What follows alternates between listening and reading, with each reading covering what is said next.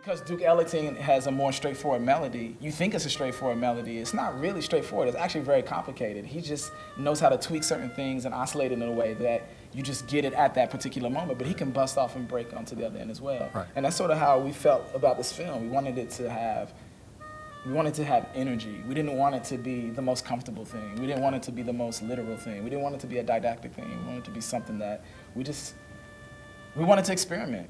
And, you know, and we felt like our body of work comes out of doing more, not just the one film. I think really what we are trying to say is that we actually have intent. Like everything we do, we have intent.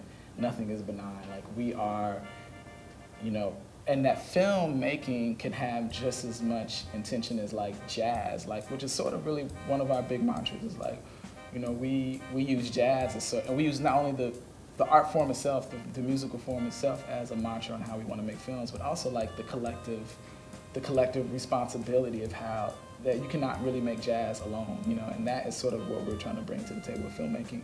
And that goes back to the image making capacity is that we don't have to make images in a vacuum. We have access to so many things. If you just look at a piece of mud cloth, I just looked at Sister's hat in the back. If you look at a piece of mud cloth from Ali, like there's so much layer in there. There's so much and the textural quality of it means something. It's supposed to give you a specific feeling. You're supposed to respond to it in a particular way. And that's where we are with the like images. I think, you know, what AJ's been trying to say for years is that lighting makes you feel a certain way, but movement can also make you feel a certain way, and that actually black bodies move in a particular way, and then when you watch them move in a particular way, you can actually get a feeling out of it. In real time, we get a feeling out of that.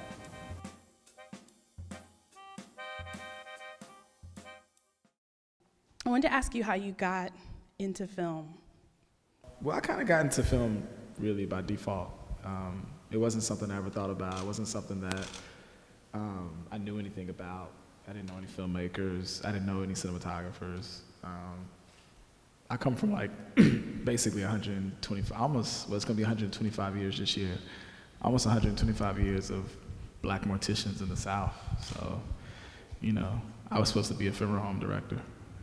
So I spent most of my life helping prep bodies and all that crazy stuff.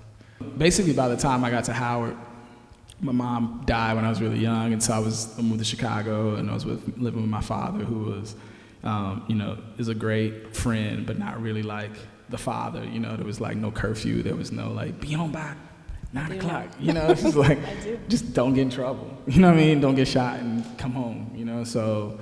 You know, by the time I got to Howard, I was really just like looking for family, and so the first place I saw family, and the first place I saw people sort of collectively doing something like I remember my family doing in Kentucky was in the film department. You know, School of C was just like, it was a great moment. You know, it was a lot of really interesting minds, people really pushing. I just heard people talking about stuff that I never heard before, and I was really interested in sort of like the science of it and the craft of it as well.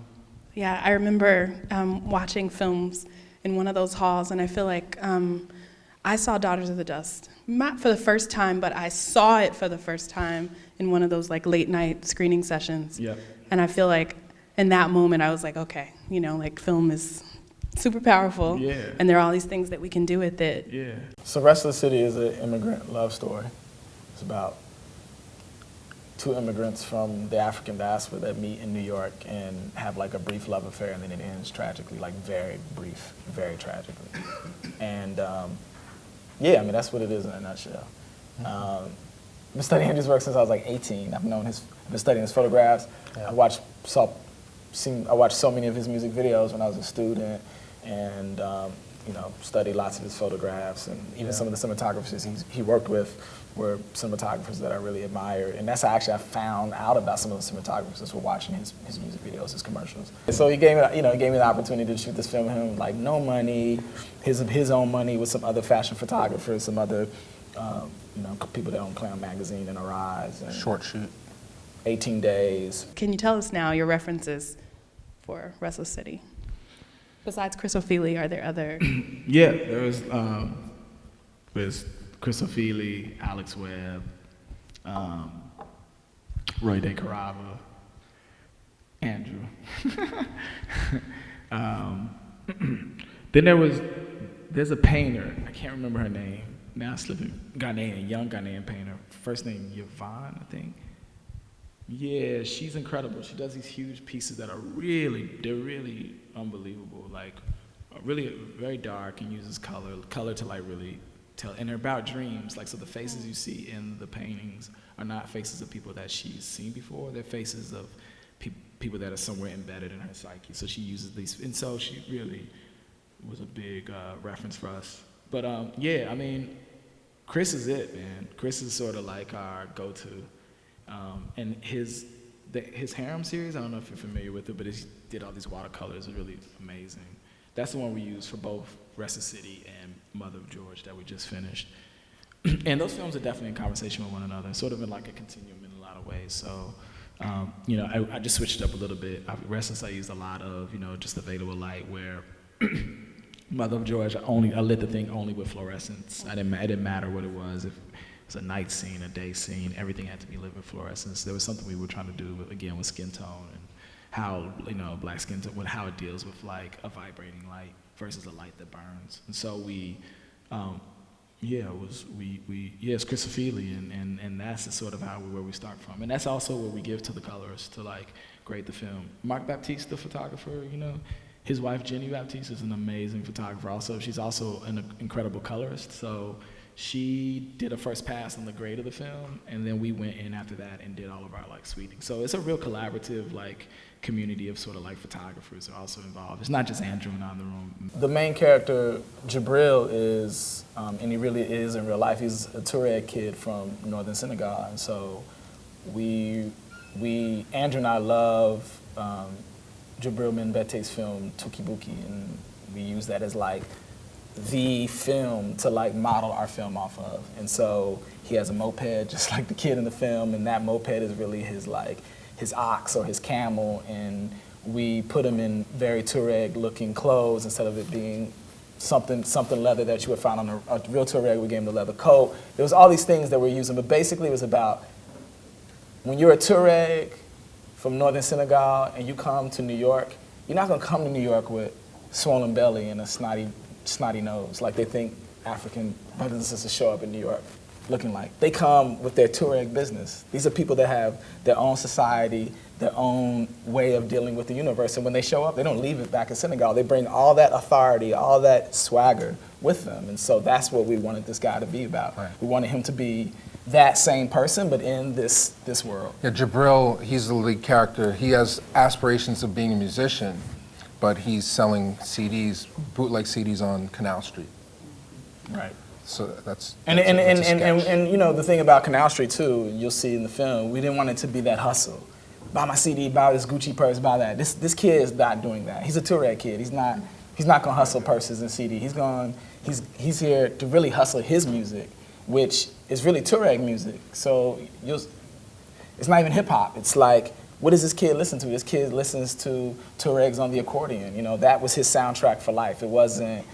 It's Biggie, but it's Biggie with some accordion. He's trying to figure out all that out. And that's sort of what we were trying to do with even the look and the feel of the film. It's like all these things that clash together and come together, and how they are so authoritative and so dense and so heavy, and that they never come weak. They're always strong. And we wanted to make sure that at least we try in our own very imperfect way, real imperfect way, we try to like bring that synergy to the... Right. What's your name? Adenike. Adenike? Adenike, you look beautiful. Thank you. Before you go, 1 second, let me show you this one right here. He's the best musician from Dakar right now. Really? Like, he's gonna get really big. Wait a minute. Is this not you? Andrew's a photographer as well, isn't he? Mm-hmm. So what was that like collaboratively to, you know, not that you have to be on your toes more, but, right. you know, working with someone who is not only a director, but also, you know, seeing things. Well, what is that process? Yeah, well, Restless City, he was quiet. He was really quiet. He gave me a lot of room to just do what I needed to do. You know, he laid it out for me, and this is what I wanted. I just went and I pursued that.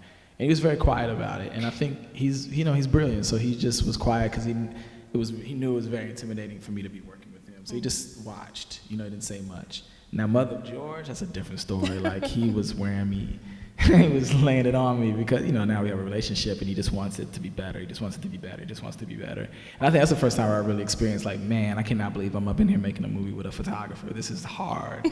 You know, I didn't feel it the first time, but I felt it this time. And, you know, he's persistent. He knows what he wants. He knows how to, like, get it too. And he knows how to get it in a real, he knows how to use bodies to get a geometry in the frame that I don't know how to do. It's something I'm learning. And so his directorial thing is not necessarily like telling his actors, deliver the line like this. No, hopefully no good director's doing that anyway. Like, deliver the line like this. But he's not telling them where to go. He's not doing any of that. He's just saying, move your shoulder back that little way. And like literally it changes the frame. And that's what a fashion photographer does, right?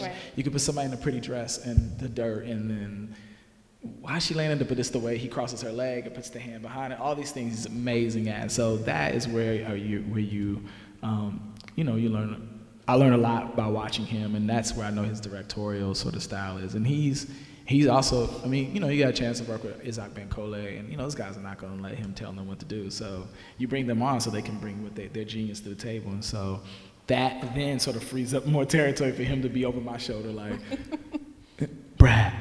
And Hans will tell you, Brad, I think you can do better, man. All right, everybody, move that. He come back 5 minutes later. You feel like we're being too safe? I think you could go harder. And that's my relationship with a photographer. You know, it's like, no, you want to do it? And he's like, no, I don't want to do it. I just want you to make it better, man. This is one of the rare opportunities where I actually want to nurture working more like this. And this was the opportunity where I didn't know I was actually going into a space where I was going to work like this. And it just turned into that. It was just very freestyle, like very, very freestyle. So it's two visual artists. I mean, clear and working in an improvisational fashion. Yeah.